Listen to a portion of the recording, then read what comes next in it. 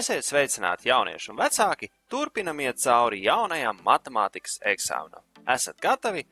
Aiziet! 8. uzdevums. Tabulā doti apgalvojumi par diskriminantu t, salīdzinājums ar 0 un secinājumi par kvadrātvienādojuma sakņu skaitu.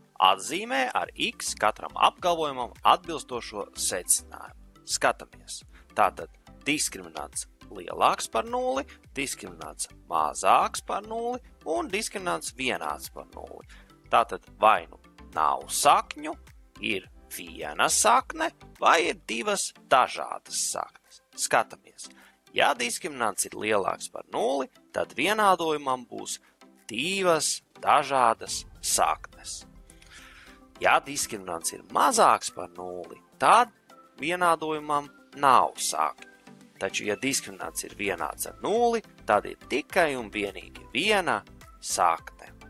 9. uzdevums. Uzreiz ievērojam, ka šeit ir bezgalības zīme, kas nozīmē, ka tiks vērtēts arī korekts matemātiskās valodas lietojums. Mūsu gadījumā mums ir jāpieraksta rūpīgi secīgi, kā tad mēs atrisinām šo kvadrāta vienādojumu. Skatāmies. 2x kvadrātā mīnus 5x mīnus 3 vienāds 0. Tātad divi ceļi, vai nu ģets, vai nu diskriminants. Ģets šajā gadījumā būs sarežģītāks, jo šeit ir divnieks pie x kvadrāta. Līdz ar to skatīsimies diskriminantu. Pirms tam atkārtosim par vispārīgo kvadrātu vienādojumu. Tātad mums ir ax kvadrātā plus bx plus c vienāds 0. Uzreiz noteiksim koeficients. A šajā gadījumā divnieks, B mīnus 5 un C mīnus 3. Tātad diskriminants rēķinās pēc sekojošas formulas. B kvadrātā mīnus 4 AC un liekam skaitus iekšā. Tātad mīnus 5 kvadrātā mīnus 4 reiz 2 reiz mīnus 3. Tagad ievērojam, šī te vieta mīnus 4 reiz 2 reiz mīnus 3 parasti ir vieta, kur sajūg zīmes. Mums ir jābūt uzmanīgiem, lai tas tā nenotika. Skatāmies. Tātad mīnus 5 kvadrātā tas ir 25. Taču šeit mīnus 4 reiz 2 reiz mīnus 3 dubultā mīnus zīme veidojas plus.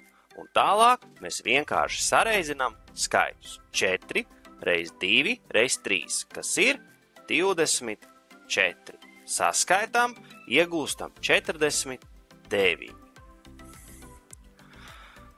Tālāk skatāmies x formulu, kas ir mīnus b plus mīnus kvadrāts sākt no diskriminanta un dalīts ar 2a.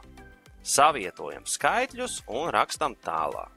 Tātad mīnus b, tas nozīmē b loceklis ar pretēju zīmi, ja bija mīnus 5, tagad būs 5. Arī esat uzmanīgi, šajā vietā parasti rodas kļūdas.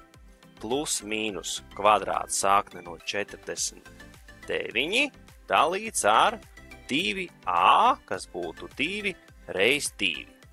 Vēlreiz pārakstam, izvalkam sakni, sareizinām, skatāmies.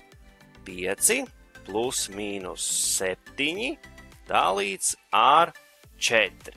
Nu lūk, un tālāk rēķinam pirmo sakni ar plus zīmi.